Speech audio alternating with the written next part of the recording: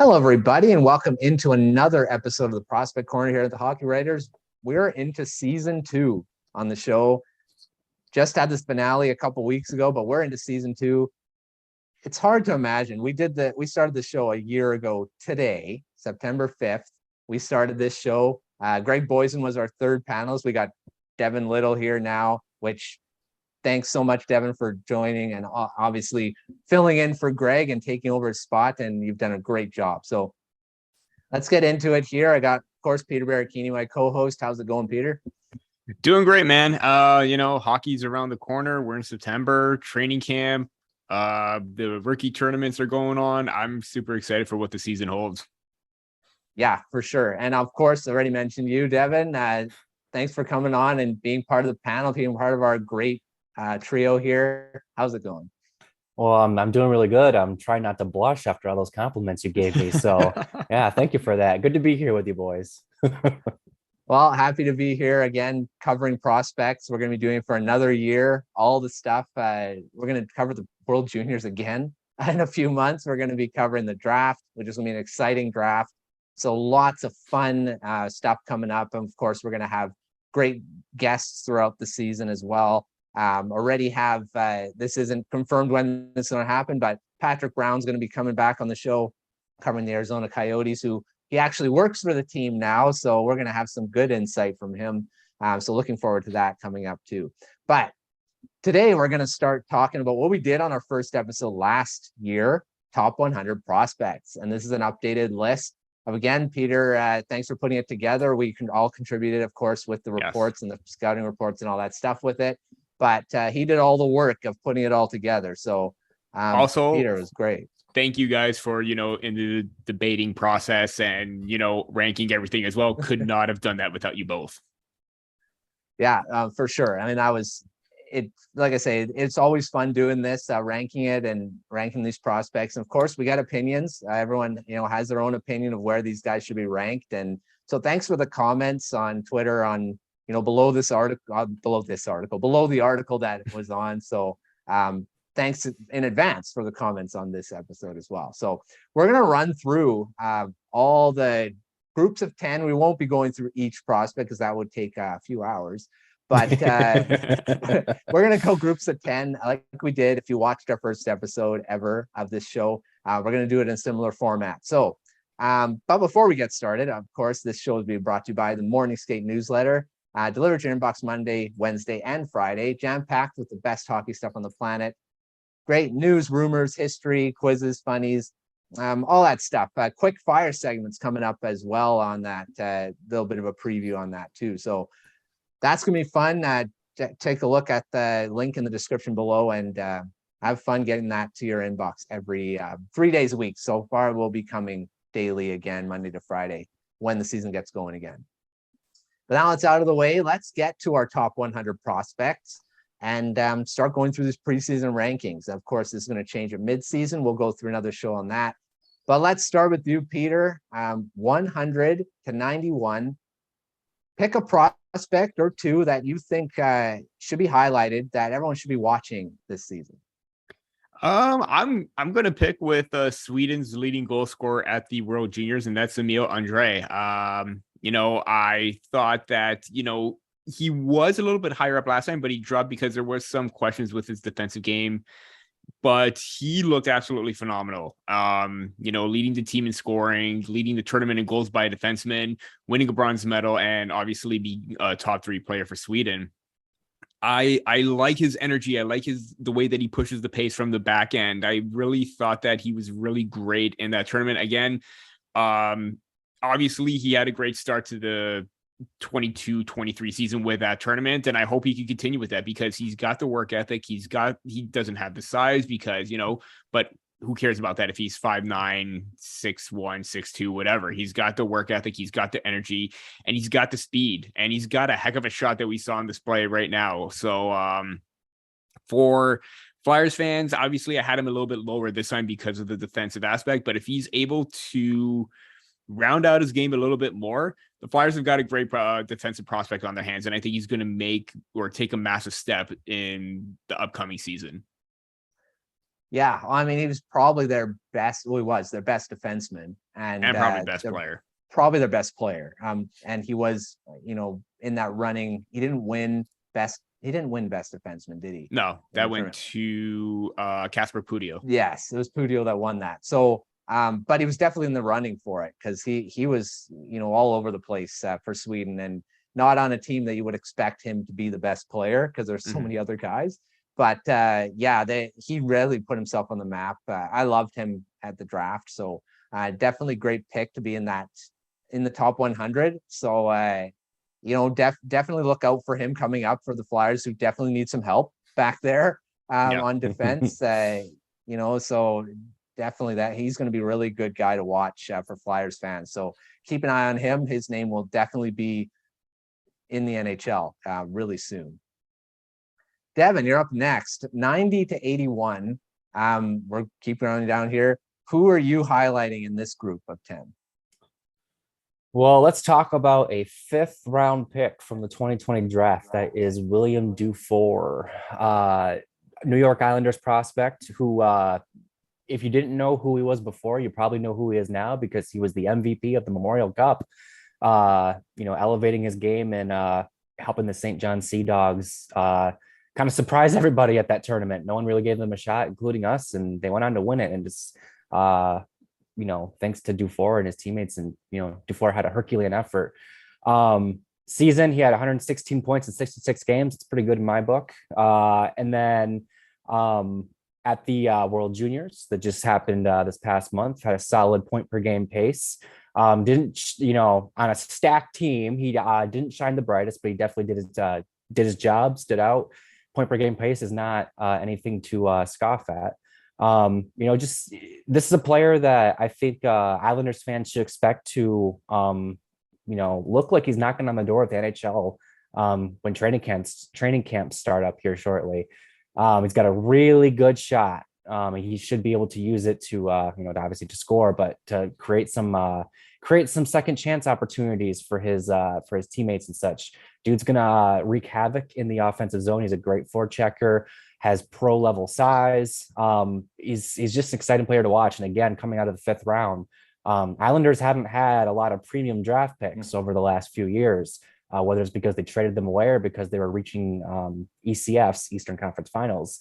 So for them to get value like Dufour in the fifth round, that's going to help them, build on the core they have, and hopefully prolong their competitive, or open it wider. I don't know how to explain that, but make them more competitive than they are right now. Dufour should be a big part of that, along with some of their other guys. But 89 on our list. Dufour, definitely a name that belongs on this list, and a name that Islanders fans should be really, really excited about.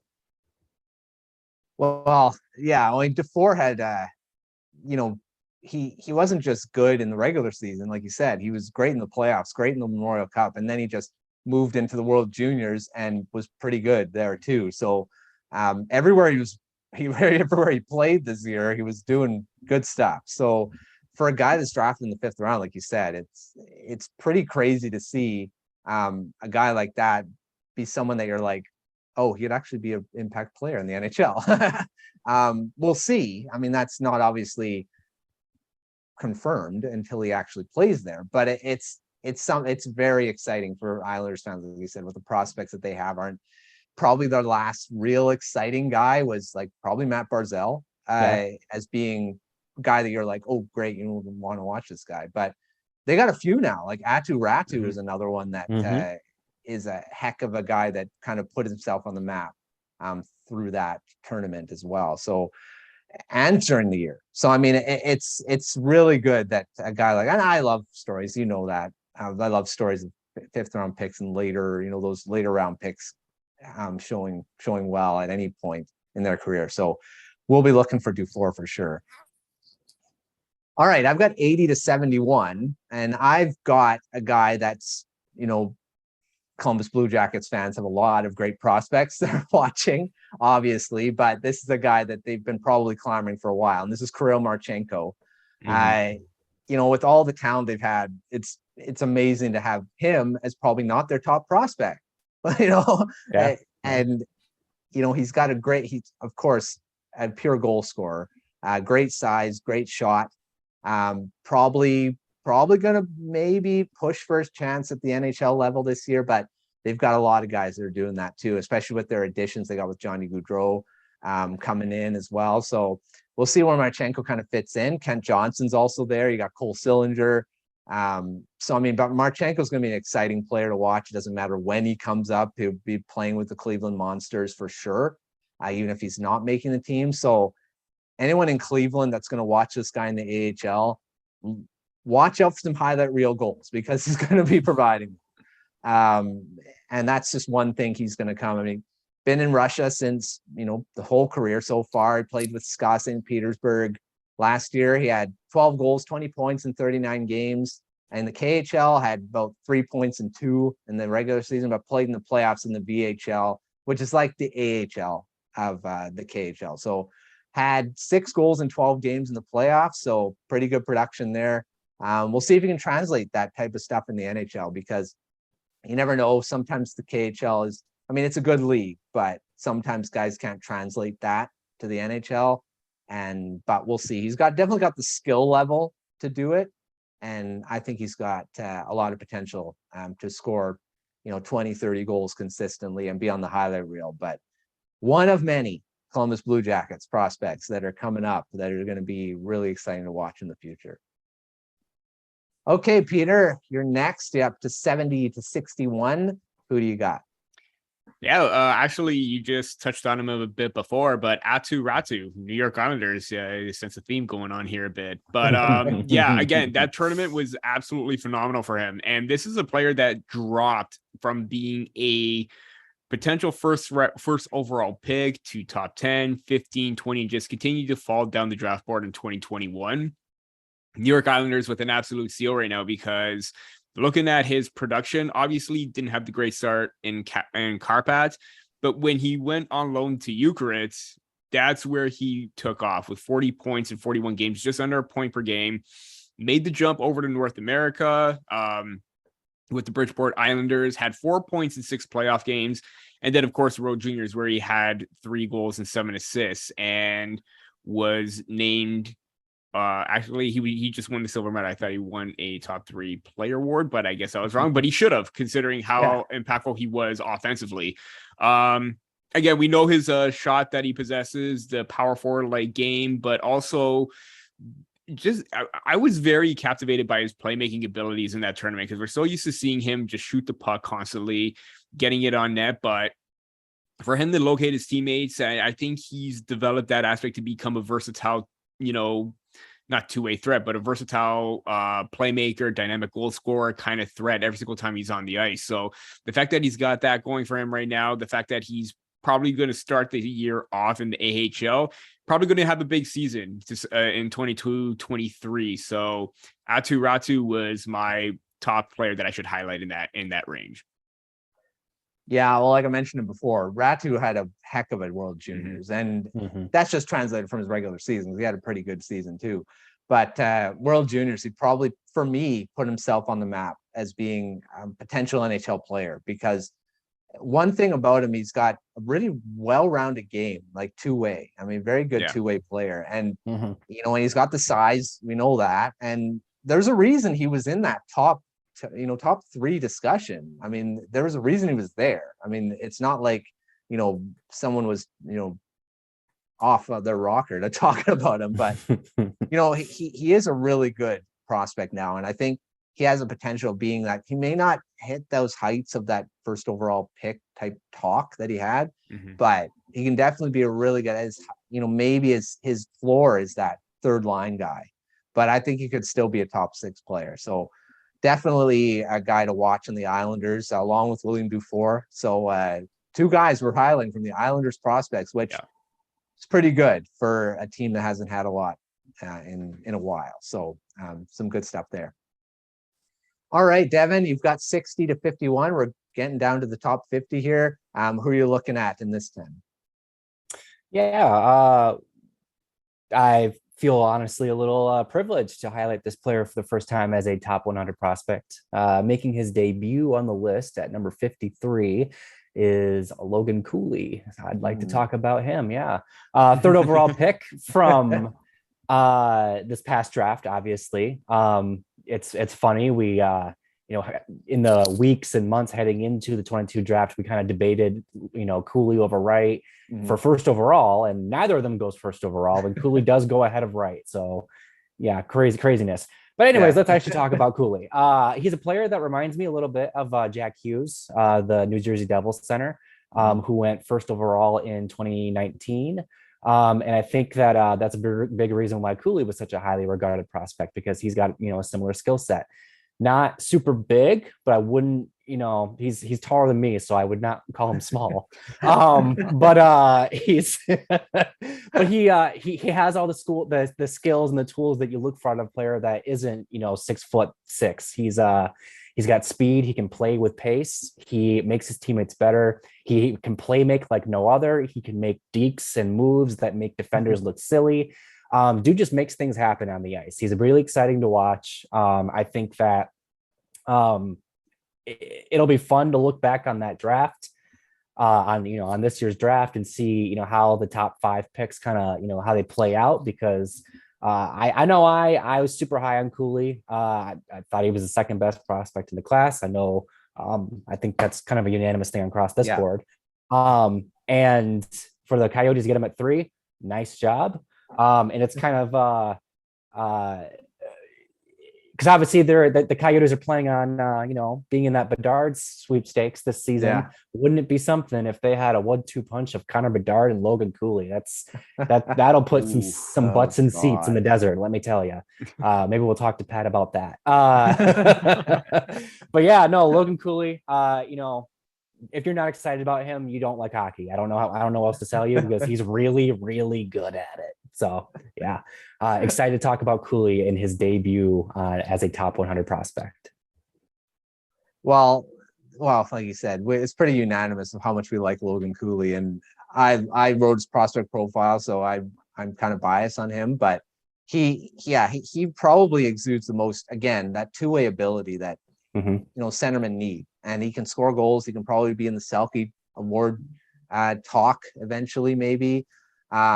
And being in the Arizona Coyotes, he's probably going to be a headliner pretty soon. He won't be a guy that's going to be buried.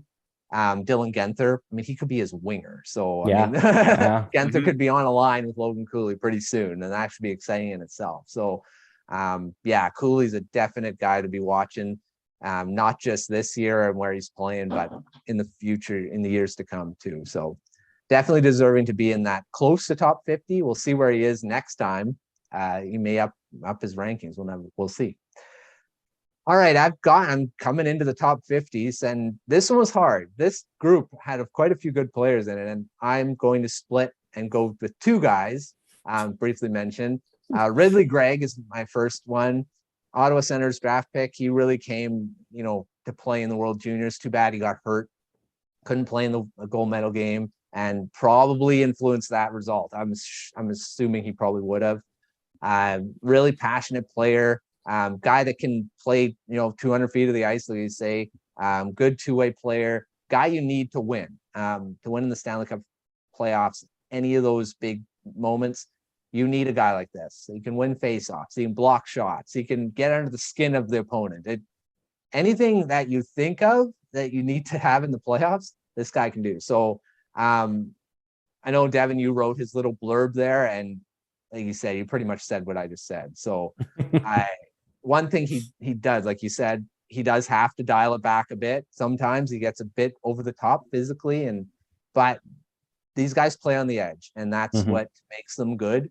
But yeah, it always comes to a point where they could get into that gray area of being too physical and get suspended. Like, see Brad Marchand has that problem. So you can kind of curb that. He's like the perfect player. So we'll see how Greg does in Ottawa, who has quite a few prospects. Like we've said, we've mentioned a few of them already in the past too. So the other guy, of course, is Shane Wright. He's debuting on the list in the top 50, and he is actually 46th. So ahead of Greg, but I wanted to talk about Ridley Gregg first because I really like him. But Shane Wright, I mean, not much else to say about this guy. We've talked about him all year long. This is just repeating of what he is. Again, great two-way player. surprisingly dropped to 4th overall with the Seattle Kraken, who never thought that they would end up with him. So Sean Raggio, who did this season preview just on the YouTube channel, a little bit of a plug there, but he thinks he could potentially make the team out of training camp. So we'll see where he ends up, being maybe the 1-2 punch with Matty Beniers right off the bat. So Kraken fans, get ready for this guy. I mean, we don't know how he's going to end up being in the NHL, but I think he's going to end up being pretty good. He was talked of being 1st overall for a reason. There's a lot of hype around him, but end up being where he goes 4th overall. We'll see if that was warranted in the few years to come, but I still think he's going to end up being a really good NHL player. So keep an eye on Shane Wright this coming year because he could be in the NHL. So we'll see. Okay, Peter, we're going to further into the top 50, 40 to 31. Who do you got? Yeah, this is going to be difficult, and I'm going to take the path that you took and pick 2 players. One, actually, they're both right beside each other, 40 and 39. Fabian Lysell, Boston Bruins, and Olen Zellweger of the Anaheim Ducks. And these are 2 players that I think are going to be risers next time around when we probably, reconvene for the midterm rankings, because they were both lights out at that junior tournament. And obviously, I was very high on Lysell. I wrote his profile in his draft year.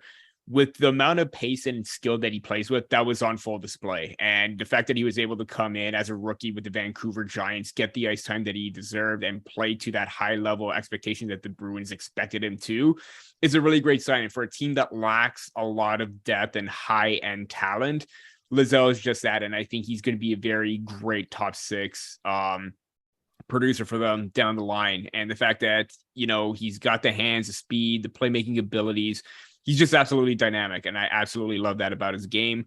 Olen Zellweger, again, just dynamic on the backhand for Team Canada. I mean, that whole entire team was just absolutely dominant. And Zellweger was a big part of that, leading the offense from the defense. And, made a lot of great plays, a lot of key goals, a lot of key setups. And I've been high on him since his draft year as well. The Anaheim Ducks are coming away with a really great selection, taking them early in that 2nd round. And again, I think both of these players are going to be big time risers next time around. Yeah, those are great picks. As we get further down this list, we're just going to keep getting more quality prospects. But Zellweger, geez. I mean, the Ducks, they already have Drysdale already there. I mean, yeah. That they drafted Mintyukov too. Yep. So you got Mintyukov, you got Drysdale, you got Zellweger right now, you got Noah Warren, who I absolutely loved this past draft as well. So Anaheim's taking notes of my favorite players. So and not to mention their forwards too. They got quite a few guys there. Their forwards are good. Yeah, their forwards are good too. The Ducks are going to be a good team. A lot of young talent coming up. So look out for them being a dominant team if everyone kind of all the players obviously pan out. Okay, Devin, we're at to 30 to 21 now. Who are you highlighting here? Well, I feel like I'm supposed to do 2 now since we're doing this, but it's getting really difficult. I've got 2 minutes. The player, I'm going to stick to 1 for this one. The player I'm going to highlight is let's talk about the Calgary Flames for a hot second here. Obviously, they've had one of the more up and down roller coaster off seasons that we've seen in a long time. Losing Johnny Gaudreau, Matthew Tkachuk, but adding Jonathan Huberdeau, Mackenzie Weegar, and transforming their franchise, Nazem Kadri. And another reason why, beyond all of that Calgary Flames fans should be really excited is that they have a prospect by the name of Jacob Peltier, who should be pushing for an NHL job this year. And if I'm a betting man, which I have been known to be from time to time, I would bet on him making the NHL roster and maybe making a difference right out of the gate. He had his first season in the AHL this past season with the Stockton Heat, now the Calgary Wranglers. And he had 62 points in 66 games as a 5'9" forward playing in his first season in a men's league where there are a bunch of players who are, fringe NHL talents. That is pretty darn good. He's the type of player that makes things happen, and he doesn't play like he's 5'9". He plays like he's 6'2". He doesn't let his size hold him back. He is not afraid to get into the dirty areas of the ice. He can create from the perimeter. He can score from the dirty areas. He plays a man's game, even though he's a smaller forward. And that's exactly what you want to see. And that's what Daryl Sutter, the coach of the Calgary Flames, is going to want to see him do. So that's even more so why I think he has a really good shot at sticking with the Flames this year. First round pick in the 2019 draft, late first round pick, I should say, 26th overall. And this man's been this kid, I should say, I'm older than him. This kid has been a captain in the Q for 2 seasons. He's obviously shown that he's a mature athlete. He's got leadership qualities, and he produces. It's everywhere he's gone, he puts up numbers. This is a player who I think, obviously Jonathan Huberdeau is going to nullify the loss of Johnny Gaudreau, at least most of it. I think Pelletier is going to make up for anything else that they lost from Johnny Gaudreau. So if you're a fan of hockey, I always say if you're a fan of the Flames, I'm sure you're already excited about Pelletier. If you're a fan of hockey, you should be tuning into Flames games this this year, because you'll see Pelletier play, and I bet you're gonna think he's a really good player, because spoiler alert, he is. That's it. That was a tongue twister right there. Yes, it was. I think you probably add. I mean, he's small, but he has that similar gritty game that Tkachuk brought. So, yeah. So I mean, he brings that too. So I think he's going to be really good for the Flames too. Okay, I've got 20-11. Of course, I'm going to keep going with the Flames talk and talk about Matthew Coronato. Also, probably not a surprise I'm mentioning this guy. This is the guy I had. I was high on him all through his draft year. Had him 10th, 11th overall. When everyone was saying, "What the heck are you doing? Why are you saying he should be that high?" Guess where he went? He went 11th overall. So, or 10th, one of those. But he was in that realm. So I was right. And I'll keep saying that until he doesn't do well in the NHL. But we'll see how he does. I think he's going to do pretty good. This is a guy that he comes into the NCAA freshman season, didn't put up great numbers, but solid. 18 goals, 36 points, 34 games. Pretty good for a freshman. He's got that great shot, ability to score anywhere. I think he's going to be a heck of a player in the NHL. And this is where he's been, again, goes wherever he goes, he scores and puts up points. So Coronato, there's another name. If you're a Flames fan or fan of hockey in general, watch this guy, because he's going to be a heck of a player in the NHL. And the guy right next to him, picking 2 here, 14th in our list, Wyatt Johnston. And this is another one we've talked about plenty on this show. Again, the Dallas Stars, we talked about the Anaheim Ducks having a ridiculous amount of prospects. The Stars, we haven't even talked about Logan Stankoven yet. And and Johnston's in that same thing. Maverick Bork, another one. And the Stars are just going to have a lot of stars coming in prospects. Couldn't resist.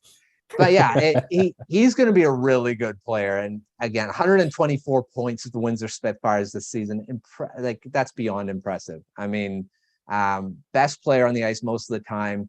And you can't say that the Stars didn't get a steal where they got this guy. I mean, yeah, he was a first round pick, but to be 23rd overall and what he's done so far, watch out, because the Stars are coming, and Johnston's going to be right smack dab in there with Stankoven and the rest. So look out for Johnston coming up.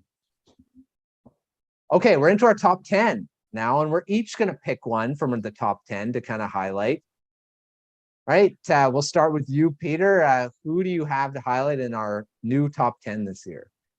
Well, considering it's the top 10, I want to say all of them. But I mean, obviously, Owen Powers first overall, that's the easy one. Beniers and McTavish falling at 2-3. I think those are easy ones, but I got to go with Kent Johnson. I mean, what he did at the World Junior, similar to McTavish, playing all levels, playing at all, major tournaments. He stood out in every single one of them. And obviously, had a lot of shot generation. Goals weren't falling into his, wheelhouse or in his range, but then he scored the Michigan. And then that's when, Ken Johnson, the Ken Johnson show finally arrived with his magic mitts, the moves that he was pulling off. It was absolutely insane. And, this, even though he had that short stint with Columbus, just dominant with the University of Michigan. Again, Olympics, World Championship, 4 goals and 7 points in 10 games there. He's ready for pro hockey. He's ready to make the jump. He's ready for this. And you know what? The Columbus Blue Jackets have just a really deep system right now. And Ken Johnson is going to be leading that way. And he's someone that really needs to be highlighted right now. And especially that game-winning golden goal for Team Canada to give them the gold medal. It technically wouldn't have happened without Mason McTavish. So you know what? You got 3 and 4 connecting on that goal right there. So Ken Johnson, he's going to be good. That's an understatement. I think he's great. Yeah. More than that. Again, someone we talked about a lot throughout that draft year. So Johnson, look out Columbus. Look out for Columbus. I'm going to say that again too. And the same thing with Dallas. Columbus has, I don't know, they got so much talent right now for young players. So they're a team to watch. Okay, Devin, who you got as someone from the top 10 you want to highlight? We're going from a team like Columbus, who does have a ton of young talent kind of stockpiled right now. We're going to go to a team who has some talent piled up, but definitely not as much as Columbus or any of the other main rebuilders, and that would be the San Jose Sharks, because I'm talking about William Eckland. And William Eckland is he was one of my favorites coming out of the 2021 draft. He was actually low key who I was hoping the Wings might have snagged with that 6th overall pick, though I'm pretty content with who they did to grab. But yeah, Eckland is he has all the tools that you want to see. In my opinion, he has great vision on the ice. He's a almost like a purebred playmaker. He just makes things happen. If he sees you and you're in a position to score, he's going to get you the puck, and that's exactly what you want out of players that play the type of role that he plays. But he's also got kind of an underrated just two-way game. I think he's actually got a really well-rounded game. I don't think he's like I don't think he's Patrice Bergeron or anything, but I think that he's a player that as you develop him further and further, he's going to be a player that you can trust in critical situations either way, whether you're down a goal or up a goal. And that's invaluable, especially for a team like the Sharks, who are kind of in flux right now, where they've got a lot of old guys, but they need to sprinkle in youth. And Eckland's a player that, even in his 9 games with the Sharks last year, he had 4 points. He definitely didn't look, terribly out of place. So then when they sent him to the SHL, it was kind of a shock. And then he had a little bit of a down year in the SHL. I kind of wonder if even he was a little surprised to be sent to the SHL after how he played in the NHL, because but yeah, no, Eckland's, if you're, like I said, the Sharks are kind of in a weird spot right now, but if you're looking for hope that they can, get back to, sustaining playoff runs like they did, throughout the last decade, Eckland's going to be a key factor in that. He's going to be a player that really drives the bus in that regard. And whether he's a winger or a center, I think ultimately remains to be seen. I do still have hope that he can be a center. But either way, whether he's ends up being a winger or a center, he's going to be a player that can make things happen. And that is exactly what a team like the San Jose Sharks need. So at 9th on our list is William Eckland. And I think that he won't be on this list much longer. Yeah, I was actually surprised he actually got sent back because, like I said, those 9 games weren't horrible. And he wasn't playing minutes, like he was getting minutes. He didn't produce a lot in the SHL, but we'll see. I think he'll have a good chance of making the team this year and playing in the NHL full time. So we'll see what happens with him. I'm going to go with another, and we're going to keep going down the list here. Going Marco Rossi with the Minnesota Wild. And he played in the AHL last year, had a heck of a season there, 53 points in 63 games. Had a little bit of a cup of coffee in the NHL, played a couple of games up there, but you never saw, his huge bag of tricks. He's got, again, this is another guy we talked about a lot during that draft year. Great player. He's got great hockey IQ. He's got one of the best, probably really good playmaking ability. Then a smaller guy, but he's dynamic, and he's one of those guys that it's just fun to watch. And Minnesota has quite a few guys that are fun to watch. Kirill Kaprizov being one of them. Matt Boldy, another one. they've got a lot of young talent too, and Rossi's just going to add to that.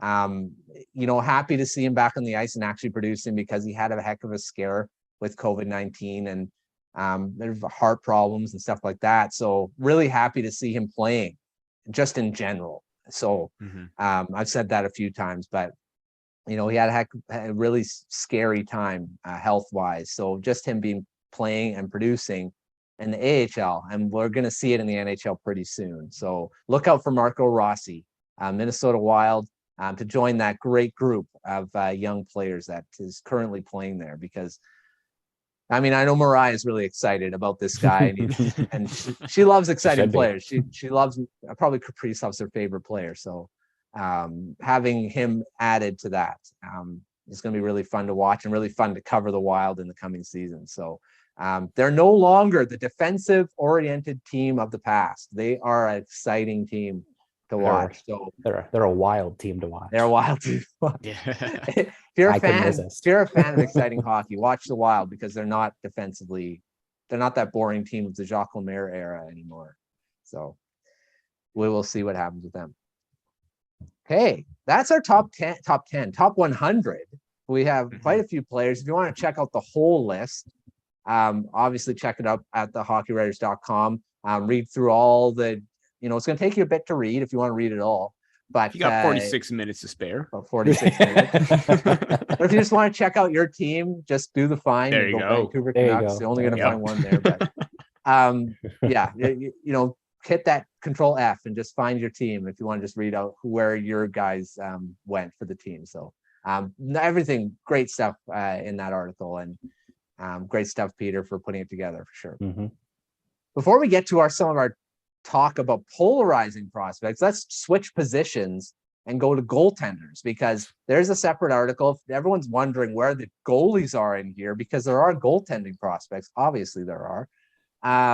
There was a separate article done on that. Greg Boysen usually did that in the past, but he's no longer with Hockey Writers. He is with CHGO Sports, and we love him over there. So yes, but I took it over and got into the goaltending talk a bit, and I picked my top 10 goalie prospects. So we're going to pick through that list for a sec and highlight a goaltender from that top 10. So Devin, we're going to start with you on this one.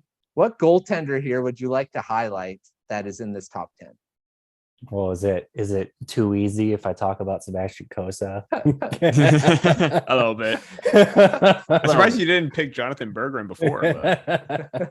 I saved my wings picks in the top 100 so I could talk about this particular one. There you go. Let's talk about Coe, shall we? Sebastian Coe, despite what I'm about to say, is a really, really, really good goaltending prospect, a top 5 goaltending prospect, in fact, the number 4 on this list. And the reason why he's not higher, however, is because he has not risen to expectations in the same way that the 3 guys ranked ahead of him have. Obviously, if you pay attention to prospects and drafts and that sort of stuff, you know the story by now. Costa was the first goalie off the board in the 2021 draft, and he was not unanimously ranked as the top goalie in that draft. That was Jesper Wallstedt, and I don't know if either of you are going to highlight him, but spoiler alert, he ranks ahead of Costa. Costa played for a really, really talented, really deep Edmonton Oil Kings team this past season. Obviously the Oil Kings went on and won the WHL championship, and Costa was part of that. Absolutely. He for lack of better, without going on here for about 5 minutes, he made the stops that his team expected him to stop, right? He wasn't necessarily the reason why they lost games, he wasn't the reason why they lost games. However, he wasn't necessarily the reason why they won games.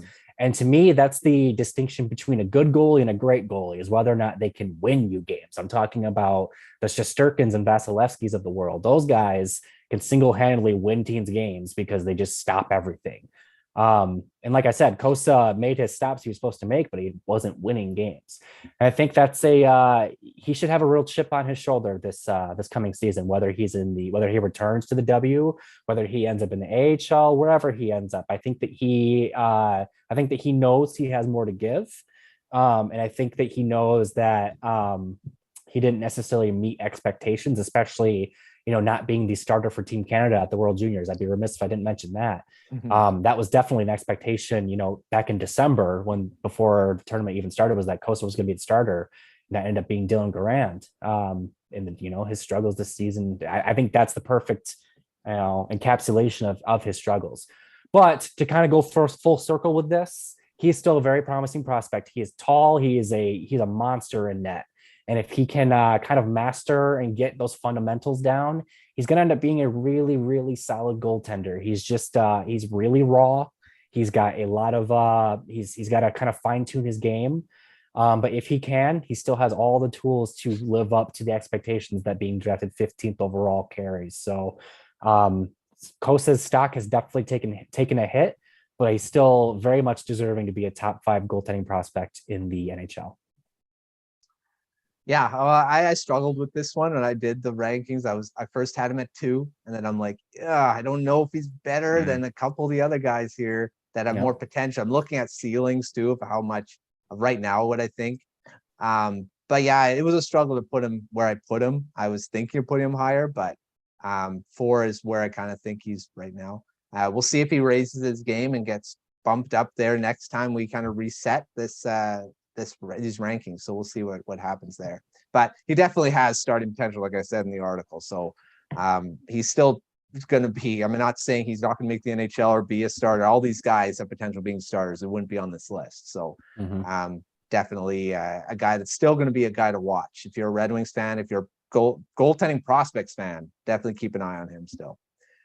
All right, Peter, who you got highlighted in this top 10 of goalies? I'm going with one goalie that I really liked in 2020, and that is Dylan Garan. 6 ranked on this list. Obviously, backstopped Canada to a gold medal.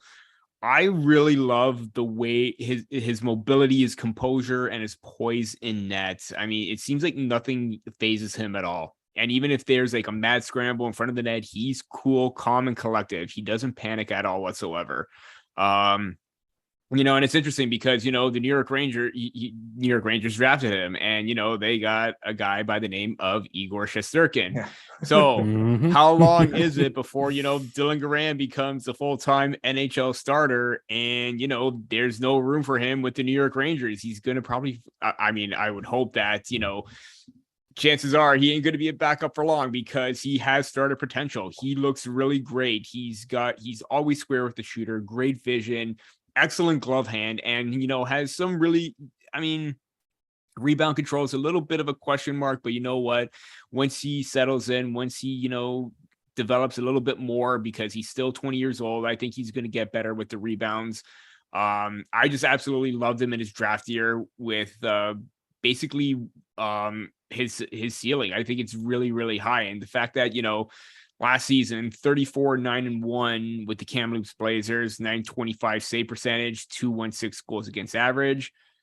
Those are pretty darn good numbers to me, if you ask me. So, yeah, I can't say anything else about Dylan Garan because I absolutely love him as a goaltender. Yeah, well, like I said, Garan's he won so many things in the CHL Goaltender of the Year. WHL Top Goaltender Award. He had a heck of a last season in the WHL too. So really great team in the Kamloops Blazers, and Garan's definitely a goaltender to watch for sure. I'm going to talk about the 5th ranked goaltender on here is Devin Levi, and talk about the World Juniors being a standout. He was a standout in one he didn't win a gold medal in, really surprisingly, since his numbers were insane. Minuscule 0.75 goals against average. Almost 964 save percentage. How did he not win the gold medal in that World Juniors? But the U.S. obviously won it. So, but he was the tournament's best goaltender, top 3 player on Team Canada, All-Star, all that stuff. And then he just keeps continuing that, going to the NCAA, and just dominates the NCAA. I was looking through his things, like player of the week 6 times, rookie of the week once, rookie of the month 3 times. Also won the trophy for the Mike Richter Award, NCAA's best goalie, obviously, and the top rookie. Also finalist for the Hobey Baker. Like, what else could he do? He didn't win the national championship, unfortunately. That's the only thing he didn't do. But he's got another chance. He's going back to Northeastern to do that, playing with Canucks prospect Aiden McDonough. So it's going to be interesting to see how that all plays out, see if they can win, hopefully win. But he's got heck of a little bit small, 6 foot, which I guess is small for goaltenders right now. He's not big. He's not that 6'2", 6'6", like some goaltenders are. So he's not big, but he's got that athleticism to make those highlight reel saves that, things that you love to see a goaltender do. So the Sabres, who got him from the Florida Panthers, 5th round pick, and they got him for Sam Reinhart. He was in that trade, but he was a 5th round pick as a goaltender, and not 5th. Wait, I think it was further. So 212th overall, which would have been a 7th round pick. 7. 7th round pick. And this guy could be an NHL starter in the top 5 on my list here. That's pretty great. So we'll see what Levi can do. Eric Portillo, who's another Sabres prospect, also on this list. You know what? I think the Sabres may actually have some good goaltenders coming. And they haven't had one since Ryan Miller, probably. But Levi, keep an eye on this guy. He's going to be a heck of a goaltender in the NHL. You want goalies? Call the Sabres. Yes. Yeah. They got a few. They got Ukko-Pekka, what's his name? Luukkonen. Ukko-Pekka, UPL is what they call. Yeah. So he's there too. So they got 3 really good goaltenders. So yeah, if NHL teams need a goalie, I guess they're going to be calling the Sabres. So we'll see how all they all play out to be starters or not. Okay, let's get to some fun stuff. The polarizing prospects that are always in these, and these what generate the debates on Twitter and in the comment sections and everywhere. But there's a few of these guys. So Peter, I'll start with you. Who is the most polarizing prospect in your mind, or one of them, in this list in the top 100? Yeah, I'm going to go with Gregory Denisenko from the Florida Panthers. This is a guy who has like an abundance of speed, skill, and offensive talent. I mean, when he made the jump over from the KHL to North America in 2020-21, it seemed like he was on a great path. He had 9 points in 15 games in the AHL, 4 and 7 with the Panthers. And we thought that, he was going to take a big step. Really didn't take one in 21-22. And, he just kind of seems to have fallen off just a tad bit. I mean, he's 22 years old. He's still young. He's still developing.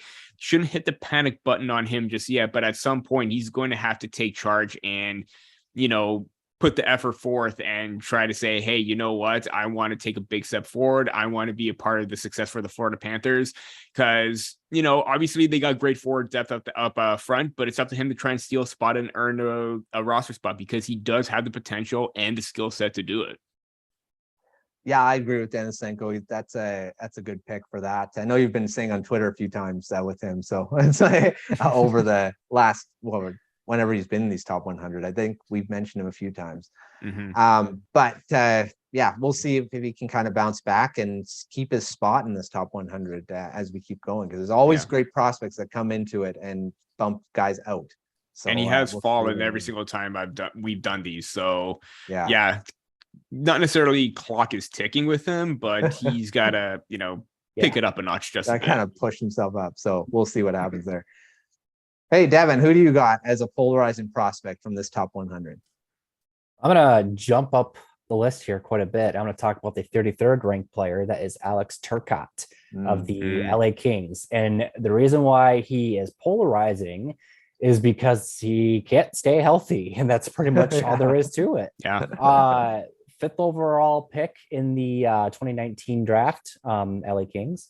Drafted at the time to be a top line center and, maybe even, be kind of like the next, kind of take the torch from Anze Kopitar.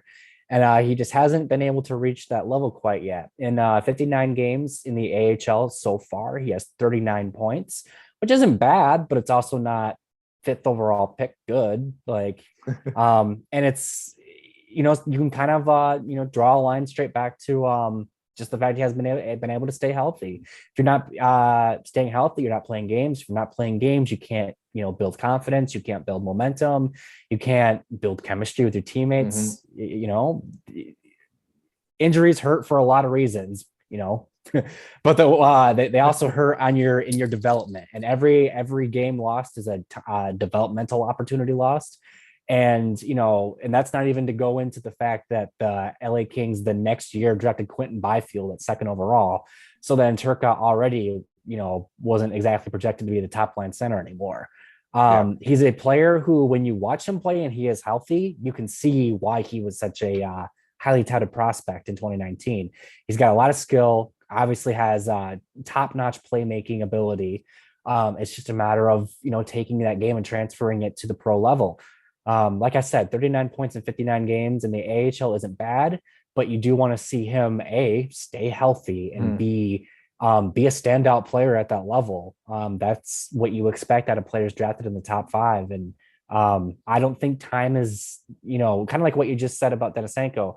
I wouldn't say, tick tock quite yet, but if, another season goes by and we're still kind of in the exact same place with Turcotte, he's not going to be he's not going to be in the 33rd spot in his rankings. I'll tell you that much. So polarizing, maybe not, maybe a bit of a strong word for Turcotte, but I do think he's a name that he's on thin ice in terms of where he's ranked right now. Yeah. This could also be called guys that need to step up this season. But I've got a guy that Pittsburgh Penguins prospect Samuel Poulin. I don't know. I think pretty sure he was a guy we debated of where he was on this list. Yeah, and throughout our debates, and he ended up being there. But he's got to step up, like, with the help of these guys. He had 37 points in his first AHL season in 72 games. Okay, not ridiculously blowing off the doors as a first-round pick. You should look a little better than 16 goals in that many games, but he had 3 goals in the playoffs and 6 games, so decent. So we'll see if he can kind of bounce back in his second season, kind of put up more better numbers. I'm hoping that he can get 20 plus and be like in that top scoring in the NHL, and not the NHL, the AHL. And the Pittsburgh Penguins don't have a strong prospect pool. So they need, especially on the forward side. So they're going to need a guy like Poulin to actually come up and be a top prospect and actually produce like one. And right now, I don't really am very impressed with what his numbers are so far in his first pro season. But again, sometimes some prospects take longer to develop and to adjust to pro league. So Poulin's one guy that I think I'm going to keep an eye on throughout this season to see how he kind of does, because he's got skill. I mean, he was drafted in the first round for a reason. Captain of the Sherbrooke Phoenix when he was in the QMJHL, so he has leadership ability, got some skill. I think he can potentially be an NHL player, but he's gonna have to start showing some production. Like I say, it's still early on, probably not, again, that TikTok thing, we're really just clamoring to get him to go, but 2019 draft pick, so we're a few years out now, so we're gonna see if he can kind of push forward as time goes on, but definitely has to show a bit more this season in the AHL. Okay, let's go to the goaltenders, which I'm sure we have a few of these guys on the goaltending side on polarizing prospects in that top 10. Devin, do you have anyone that's not Kosa? I mean, it could be Kosa, I guess, but who do you have as a polarizing goaltender? Yeah, I'll let you guys talk about Kosa because I already did. I'm going to talk about Stuart Skinner. And the reason why I'm going to talk about Stuart Skinner is because I would say that there is a reason why he's still on this list as opposed to, not being on this list because he graduated. He's 23 years old. He's starting to push it in terms of, being a prospect, just age-wise. And all expectations are that he's going to have a real shot to be the backup this season in Edmonton behind Jack Campbell. That's the expectation, of course. He's got to do it. But this is a guy who's been in the Oilers system for quite some time now. He's if you're a Bakersfield Condors fan, I'm sure there's plenty of fans who have his jersey because he's been around long enough for them to like, feel good about getting his jersey. And the thing about that is that at some point you expect these guys to jump up and really announce themselves as NHL players, and Skinner hasn't done that yet. Like I said, he's gonna have an opportunity to do that this season, but I think it's the longer you go without really flashing that NHL, like I need to be in the NHL, the less likely it is that it's going to happen. Now, of course, there's always guys who jump up and kind of peak out of nowhere. There's I think of like Tim Thomas all of a sudden being like the best goalie in the world at 31 years old. Like that never happens, but it happens. It happened, right? So Skinner, I think he definitely deserves to be on this list. Top 10 goaltending prospect, absolutely, because he's probably going to be an NHL goalie this year. But how good of one is really the question. Is he going to be, does he push Campbell for the starter spot sometime soon? That's what the Oilers certainly had to have hoped. Or does he just end up just being like a really quality backup? There's nothing wrong with that, but that hurts your long-term outlook if you're, the Oilers and you're looking to build for the future. Because Jack Campbell is signed for 5 years, but how long is he going to be, starter caliber? How good is he going to be able to, carry the mail as long as he needs to, or is Skinner going to be able to push him out and let him take a lesser role? At the end of the day, Skinner has a real opportunity in front of him. And if you're an Oilers fan, if you're a goaltending fan, you hope to see him grab the ball and run with it this year, because this is going to be his best, and this is going to be his best opportunity to really become an NHL goalie. Yeah, all great stuff there. I mean, Skinner's probably, he's close to graduating. 24 years old is our criteria for this list. So once you hit 24 by January 1st of 2023, it would be the next one. If he does hit that, he's no longer on this list, graduated according to age, maybe not prospect wise, but according to age, he'd be graduating. And hopefully for the Oilers' sake, he, I know Brian, who covers the Oilers for the Hockey Writers here, he's really high on this guy. So Brian Swain, who does that. So he's, we'll see if he can kind of hit that potential, because he definitely has starter potential. Like I say, none of these guys don't, because they wouldn't be on this list. So he definitely has it, but we'll see if he can kind of translate it into it. But I think the Oilers need to give him a chance to, and that's the point. I think what Brian has always made on Oilers Overtime is that the Oilers have to give him a chance to do it. And again, Campbell's here now. He's not going to have that chance to be the starter unless he outplays him. So we'll see what happens. Okay, Peter, who you got as a polarizing prospect from this top 10 goalies? Can I make polarizing in a good way? Polarizing. No, I'm intrigued. like polarizing because he's just so good. I mean, I was going to pick Jesper Wallstedt. People disagree that he's good? I was going to say Jesper Wallstedt for that, but then, it's still polarizing. It's kind of easy, but I'm going to say Sebastian Is it polarizing as a first on this list? I think that's what there you go. Yeah. Yeah, could, but yeah, no. I'm just going to give a little blurb about how great Jesper Wallstedt is. He's polarizing in the sense that he is so good. Yeah, exactly. But it's kind of like an easy thing right now. Sebastian Coe. I mean, a lot of expectations on him right now. Still young. He's only 19. A lot of room for improvement, but the fact that he was inconsistent on a very, very deep Edmonton Oil Kings team that won the championship just doesn't scream out, starter potential that he's not there just yet, and that he's got some time to grow. And again, you shouldn't count him out just yet.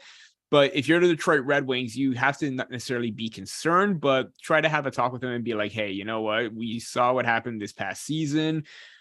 We know what's going on. We want to keep track. We want you to get to this point. We want to be there to, support you along the way. But at the same time, they just got to motivate him a little bit more to try and get more out of him. Again, young, you don't want to put too much pressure on him, because there's already enough as it is, because the Red Wings have a difficult goaltending situation themselves right now. But I think that if he's able to put his mind to it, get back on track, and get back to the form that he was before he got drafted, because he was absolutely phenomenal, then everything's going to work out. If he continues to have that subpar, you know, great win record, but sort of like bad numbers, kind of like Ilya Samsonov thing right now, it's going to be a bit of a difficult track for him.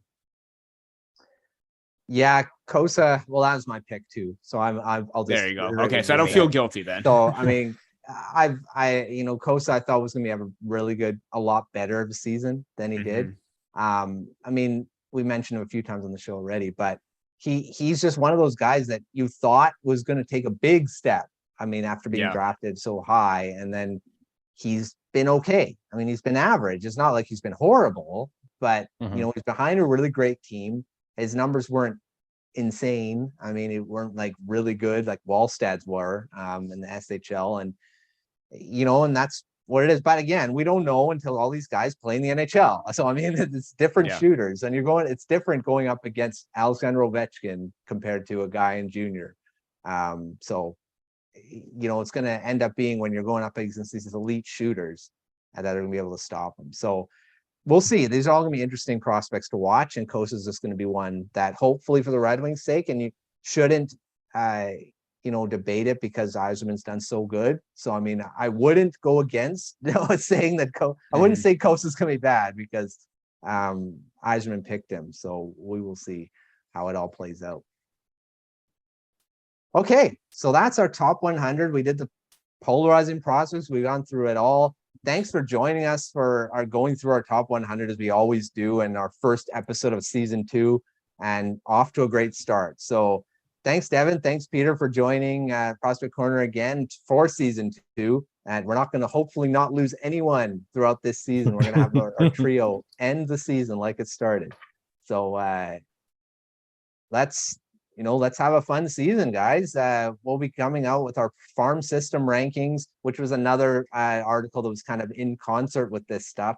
We're going to talk about that on our next episode. So stay tuned for our farm system rankings discussion. And we're going to start talking about of course, the teams we cover at the Hockey Writers as well. So look forward to that. And we will see you next time on the Prospect Corner.